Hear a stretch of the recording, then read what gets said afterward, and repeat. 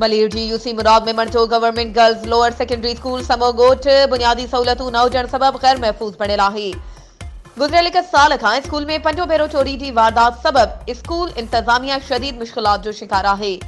इन सिलसिले में स्कूल की प्रिंसिपल मैडम शमीम ऐं ॿियनि उस्तादनि साफ़िन खे ॿुधायो त असांजो स्कूल चार दीवारी ऐं चौकीदार न हुजण सबब गैर महफूज़ बणियल आहे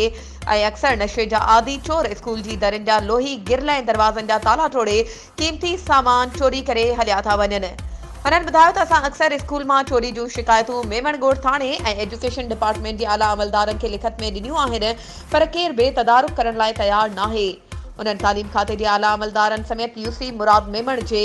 चेयरमैन मेयर कराची सलमान अब्दुल्ला मुराद ऐं ॿियनि वसवारनि खां मुतालबो कंदे घुर कई आहे त स्कूल खे